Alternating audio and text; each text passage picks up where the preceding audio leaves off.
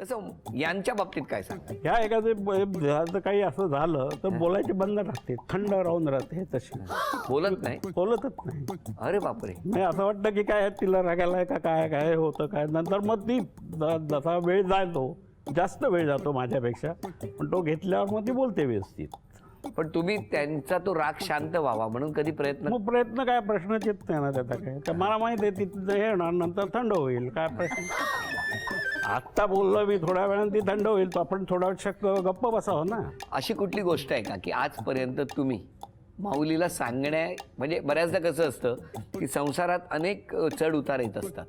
मग एखादी गोष्ट असते की जी सांगितली तर घरातलं वातावरण बदलू शकतं, किंवा एखादी गोष्ट अशी असते की जी सांगितली नाही तर बरी आणि स्वतःकडेच ठेवली जाते.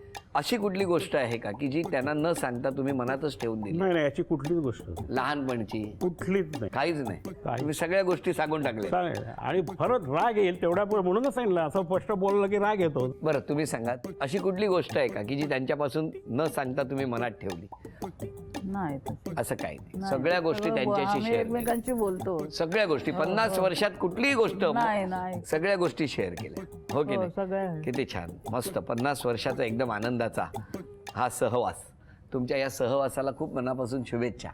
असेच हसत राहा. कधी आलो तर बासुंदी किंवा मोदक काहीतरी आम्हाला द्या. नक्की द्या. आणि मला तुम्हाला सगळ्यांना विचारायचंय या दोघांबद्दल की यांनी तर भरभरून दिलंय. काही नव्हतं जेव्हा संसाराची सुरुवात केली, गाठीशीच काही नव्हतं, पण तुम्हाला मात्र जे होतं ते भरभरून दिलं, बरोबर की नाही? अशा वेळेला मला तुम्हाला विचारायचंय, तुम्हाला नेमकं काय काय दिलं हो यांनी? मी धाकटी मुलगी त्यांची. खूप त्यांनी मला खूप सांभाळून घेतलं अगदी जन्मापासून. म्हणजे मी जन्म जेव्हा माझा झाला तेव्हा तर खूप माझी परिस्थिती हे होती, मला हॉस्पिटलमध्ये ॲडमिट केलेलं. तर तेव्हा तर खूप त्यांनी, इवन त्यावेळेलाच माझ्या बाबांची नोकरी गेली, पण तरी त्यांनी माझ्यासाठी म्हणून ते घरी राहिले. त्यामुळे खूप प्रेम दिलं त्यांनी आम्हाला. बाबा होते थोडे तापड, आई तशी प्रेमळ आहे, पण काय तेवढ्यापुरता त्यांचा राग असायचा.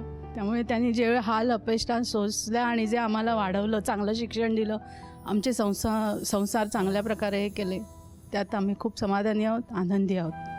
आजी आजोबांबद्दल काय सांगू, म्हणजे माझे ते दुसरे आईवडीलच आहेत. म्हणजे कितीही सांगितलं ना तरी कमीच आहे त्यांच्याबद्दल. म्हणजे मी आणि माझा मोठा भाऊ जो अमेय जोशी, आम्ही लहानपणी एकदम त्यांच्या घरी जायचो, राहायचो. आता कसं मोठे झाल्यावर वेळ कधीच नाही मिळत. तर आजी आठवण काढते आमची, फोन करते. मी कधी केला नसेन पण ती नेहमी मला फोन वगैरे करते. आणि आणि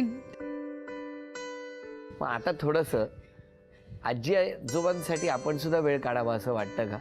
हां वाटतं ना, म्हणून तर मी हल्ली जाते तिच्याकडे. कधी कधी तिला बरं नसताना पण ती नेहमी काम करत असते, पण मग मी तिला नेहमी सांगते तू काय काम करू नको, मला सांग, मला घरी बोलव. ते नाही, ती स्वतःच कामं करत बसते. त्यांना माहिती आहे तुम्ही फक्त सांगणार, करणार नाही. आजी आणि आजोबा खूप प्रेमळ आहेत आणि ते मला नेहमी खाऊ देतात. सफरचंदाचे काप नीट परतल्यानंतर त्यामध्ये दालचिनी पूड आणि मध घालून पुन्हा नीट परतून घ्यावं. बटर लावलेल्या ब्रेडवर सफरचंदाचे तुकडे, बदामाचे तुकडे, टुटी फ्रुटी, डार्क चॉकलेट आणि मीठ घालून दुसरा ब्रेडचा तुकडा त्यावर ठेवून वरच्या बाजूला बटर लावून घ्यावं. एका बाउलमध्ये स्ट्रॉबेरी सिरप आणि क्रीम घालून सॉस तयार करून घ्यावा. तयार सँडविच पॅन मध्ये बटरवर ग्रिल करून घ्यावं आणि स्ट्रॉबेरी सॉस बरोबर सर्व्ह करावं.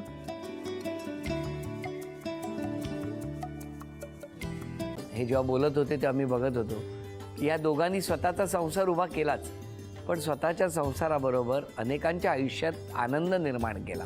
तो आनंद महत्त्वाचा. हसत राहा, आनंदी राहा असं म्हणत शुभेच्छा देऊया. आणि ही झी मराठीकडून भेटवस्तू डेव्हिड तुमच्यासाठी. अभिनंदन. आणि वहिनींना तथास्तू पुणे यांच्याकडून ही पैठणी. अभिनंदन.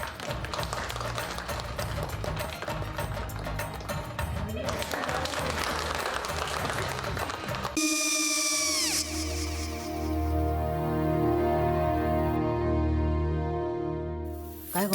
हा काय झालं? काय झालं? काय आले मी निकाल लावून आली.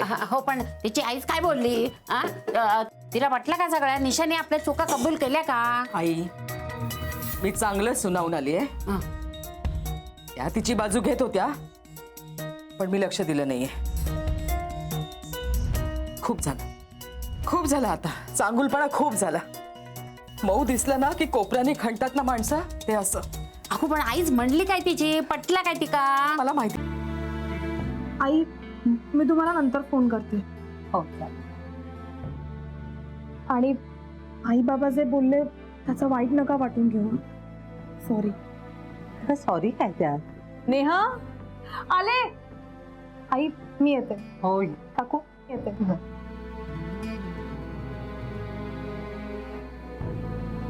सावकाश जाग. हो हो.